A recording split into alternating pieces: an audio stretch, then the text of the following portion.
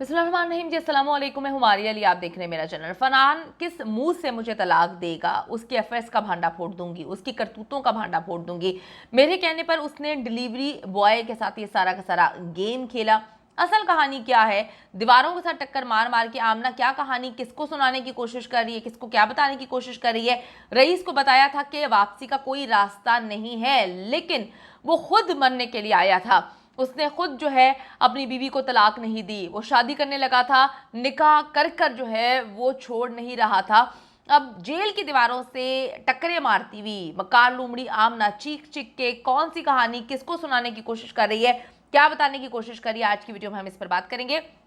Delivery boy का case जो है हर गुजरते दिन के साथ इंपॉर्टेंट होता जा रहा है। उसकी वजह यह है कि दो मियाँ बीवी मक्कार बेगैरत किस्म के लोगों ने एक इंसान को जिंदा जला दिया। हालांकि आज की वीडियो में हम साबित कर देंगे कि किस तरह से जो है मक्कार लूमड़ी आमना का चक्कर जो है रईस के साथ चल रहा था, दोनों की अपनी मर्जी से चल रहा था।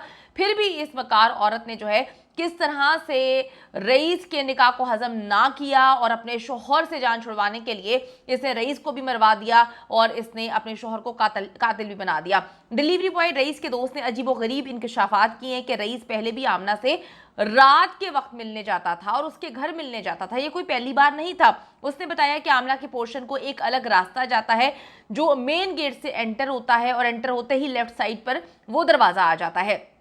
फरहान कई बार काम के सिलसिले में घर से बाहर रहता था, रात को वो घर नहीं आता था। आमना रईस को कई घंटों के लिए अपने बेडरूम में लेकर बैठी रहती थी। आमना के ससुर को उस पर शक था, इसीलिए वो अपना जो है दिमाग हमेशा आमना को पकड़ने के चक्करों में लगा के रखते थे। आमना को इस बारे में इल्म नहीं था कि उसका जो ससुर है वो हर वक्त उसकी जासूसी करता है। आमना पे वो नजर रखने लगा था। 17 अगस्त को भी आमना और रईस को ससुर ने ही रंगे हाथों पकड़ा था, क्योंकि उसको शक था। आमना और इससे पहले जो है रईस को वार्निंग दे चुकी थी कि तुम अपना निकाह तोड़ दो। आपको मैंने बताया कि इसने नहीं बताया था कि मैं शादीशुदा हूँ, मेरे 3 अदद बच्चे हैं। जब रईस को पता चला, इनके मामला ख़राब होना शुरू हो गए। रईस को ही समझ आ गई थी कि ये एक झूठी मकार औरत है, गेम्स खेलती है।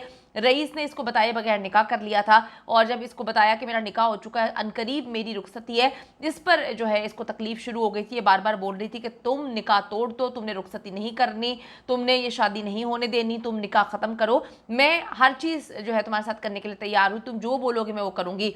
आमना इससे पहले रईस को वार्निंग दे चुकी थी कि तुम अपना निकाह तोड़ दो, नहीं तो मैं कोई गलत कदम उठा लूँगी। रईस ये समझता रहा कि आमना जो है कहीं खुद को नुकसान पहुंचाने की कोशिश ना कर रही हो, इसके बारे में ना सोच रही हो। उसने सोचा भी नहीं था कि ये मक्कार लूमड़ी जो है अपने आप को तो कुछ नहीं करेगी, दोनों आदमियों से जान जरूर छुड़वा लेगी। उसने आमना को बता दिया कि जी तुम शादीशुदा बच्चों वाली हो और अब मैं भी अपने घर को बसाना चाहता हूँ, शादी कर रहा हूँ, तो हमारी जो कहानी है यहाँ पर ख़त्म हो जाएगी। अब तक आमना जो सारे इल्ज़ामात डिलीवरी बॉय रईस पर लगाती आ रही है, असल में वो खुद ही इनकी जिम्मेदार है।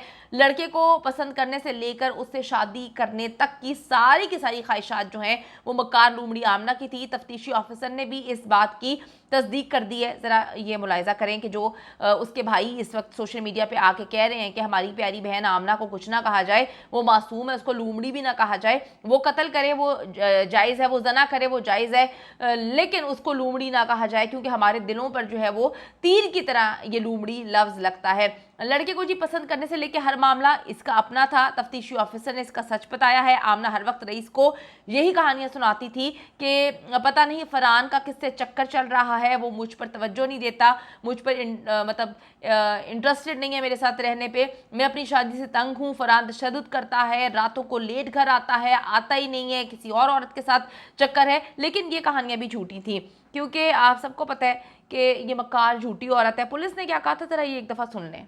उसकी बीवी से इंटरोगेशन करते हैं तो पता चलता है 5-6 महीने पुराना रिलेशनशिप है और वो रिलेशनशिप बहुत क्लोज था, जिसका खामद को पता चल जाता है। खामद खुद ट्रैप फिर करता है और लड़की का मोबाइल ले लेता है, खुद लड़की बन के ट्रैप करता है और मकतूल को घर बुला के उस पर तशद्दुद करता है। लेकिन इंटरोगेशन करते हैं तो केस क्लियर हो जाता है, वो कन्फेशन कर लेता है और वजह जो है वो गैरत के नाम पे बताता है। गैरत के नाम पे कत्ल करता है तो अपनी बीवी को तो तुमने कुछ भी नहीं कहा, जिस औरत की वजह से सब कुछ हुआ है उसके साथ मिलकर तुम गैरत के नाम पर उसको कत्ल करने की प्लानिंग करते हो, जिसको तुम्हारी बीवी ने हाथ पकड़ाया। कभी ऐसा हो सकता है कि कोई किसी के घर घुसे, जब तक आप उसको हाथ पकड़ाकर अंदर घुसेड़ नहीं लेते, गुजार नहीं लेते, ऐसा कैसे पॉसिबल है। तो ये आमना जो है इसने ये कहानियाँ सुनाई थी कि मेरे शोहर फरहान के चक्कर चल रहे हैं, अफेयर चलाता है, गलत किस्म का आदमी है, मुझे मारता पीटता है। फरहान ने आमना के कहने पर ही रईस को कत्ल किया है। एक नौजवान लड़के पर जो है काबू पाकर उसे अपनी मर्जी की वीडियोस रिकॉर्ड करवाना, उसके बाद उसकी आंख निकाल लेना, उसको तशद्दुद कर करके इतना बुरा तरीके से उसकी हड्डियां तोड़ देना, उसके नाजुक अज़ा को प्लास से पकड़ के खींचना, हर चीज़ के शवाहिद मिले हैं। और आप देखें कि वहाँ पर फोरेंसिक के लिए इन्होंने हर चीज़ को मिटाने की कोशिश की थी, इन्होंने खून वगैरह साफ़ करने की कोशिश की थी, लेकिन फिर भी जो है धब्बे मिल गए। अब ये खून किसने साफ़ किया? आमना और फरहान तो चले गए थे, पीछे इसका ससुर था, पीछे देवरानी थी, पीछे देवर था, इन लोगों ने मिलकर ये सारा खून साफ़ किया है। गाड़ी इन्होंने वॉश करवा ली, लेकिन फिर भी फोरेंसिक जो है वो वहाँ से कोई ना कोई चीज़ों को ट्रेस करने में कामयाब हो गई। तो आप देखें कि किस तरह से जिंदा जला दिया। ये मकार औरत हर चीज़ में मुलविस रही है। आमना ने बहुत चालाकी से अपने शोहर और देवर और हो सकता है कि ससुर को भी जो है साथ मिला लिया हो और अपने आशिक को कत्ल करवा दिया और शोहर को कत्ल के इल्ज़ाम में फंसा दिया। पुलिस इन्वेस्टिगेशन में साबित हो चुका है कि आमना और रईस ना सिर्फ घर बल्कि बाहर भी मिलते थे, दोनों का चक्कर था, दोनों का अफेयर चल रहा था। अब आमना को तलाक देने से भी जो है कत्ल का इल्ज़ाम जो है वो धुलने वाला नहीं है। ये कहानी सुना रहे हैं कि हम आमना को तलाक दे देंगे, तलाक देने से क्या होगा, क्या रईस वापस आ जाएगा। चीफ जस्टिस ऑफ पाकिस्तान से अपील करती हूँ दरिंदों को कैफरे किरदार तक पहुँचाएं, इसको नोटिस लें ताकि ऐसे दरिंदे कभी बाहर वापस ना आ सकें और किसी और को जिंदा ना जला सकें।